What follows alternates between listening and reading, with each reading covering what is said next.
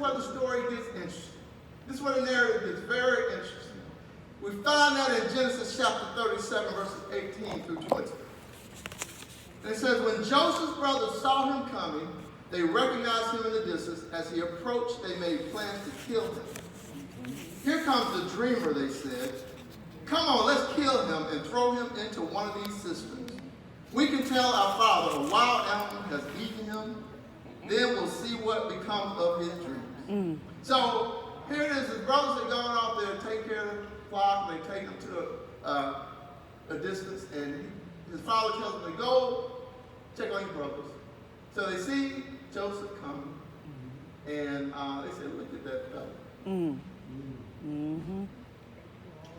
He had a conversation about the brother. That's the brother, that's the fellow that talking about we're going to bow down to him and worship him. This is our opportunity, fellas.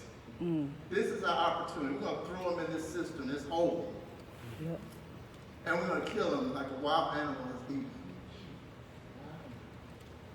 This is what jealousy can do. That your own family members will throw you into a pit. Leave you there. But watch what happens in Genesis chapter 37, verse 26 to 27. This is where the lie comes in. This is where they begin to justify their behavior. It says, Judah said to his brothers, what will we gain by killing our brother? We'd have to cover up the crime. Instead of hurting him, let's sell him to those Ishmaelite traders. And watch what they say.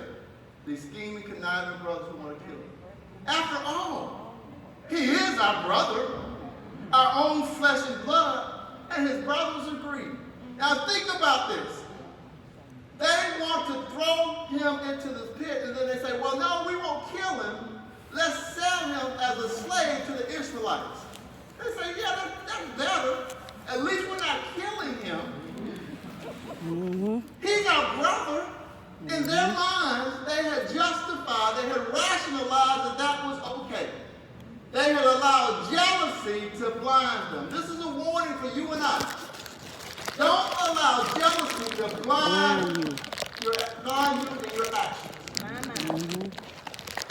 Now it's getting quiet up here. How y'all doing in virtual space? It's getting quiet. You know we've been places where we have been jealous of somebody. We've seen God use them, and we've seen them be elevated at work, and we start doing stuff justifying in our minds. You know, you might be working with a coworker. Now, none of you guys have seen this on TV. You haven't done this. but you see a coworker that's being promoted or doing well, and they come and ask you for something. Now, you have this stuff in your desk. You got the information. Go get it somewhere else. Now, in your mind, that sounds good. Because you justified that that's okay. But yet still you guys are working on the same project, seeking the same goal, but you justify, hey man, that's all right. Because you are now jealous of what God is doing in their lives. And I think it could be another Christian. I think it could be, God forbid, it could be somebody in one of our churches you work with. But you have justified that your actions are okay. Because your heart is gripped with that green eye monster. Jealous. I'm moving on. I need some water. Take your time. Take your time. Danger number 3. Jealousy can cause you to be blind to your own sin. You become so jealous of people, a person, that you become blind to the fact that you're in the situation you're in, not because of that other person, but because of your sin. But you get jealous at the other person and begin to blame them, point the blame on him, when your very sin is staring you in your face. And you're in the condition you are not because of him, but because of what you have done. 1 Samuel chapter 18 is a very familiar story between David and Saul. 1 Samuel 18 verses 6 through 9 say this. When the victorious Israelite army was returning home after David had killed the Philistines, women from all the towns of Israel came out to meet King Saul. They sang and danced for joy with tambourines and cymbals. This was their song. Saul has killed his thousands and David his 10,000. This made Saul very angry.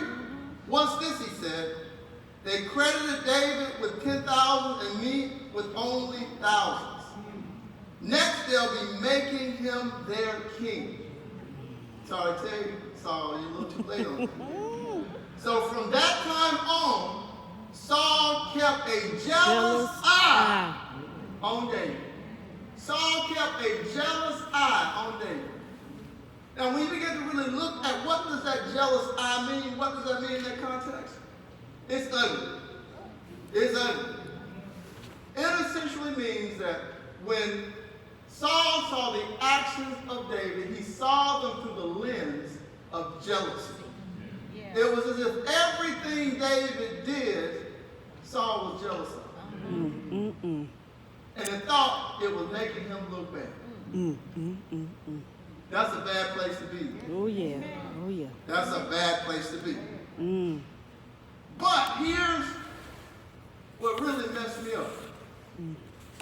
Saul is upset that the women are saying David, they're not saying, they're singing about it. That's the worst actually. They make a song about it.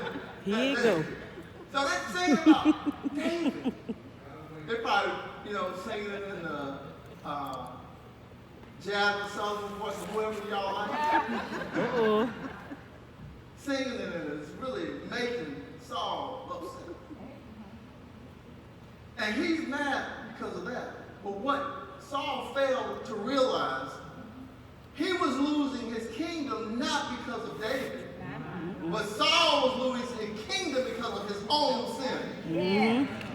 He was so blinded by jealousy that he didn't see. That was the reason. Yep.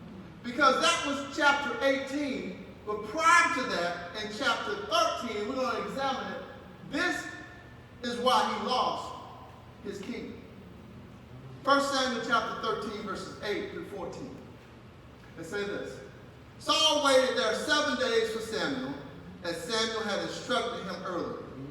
But Samuel didn't come. Saul realized that his troops was rapidly slipping away. So he demanded, bring me the burnt offering and the peace offerings. And Saul sacrificed the burnt offering himself.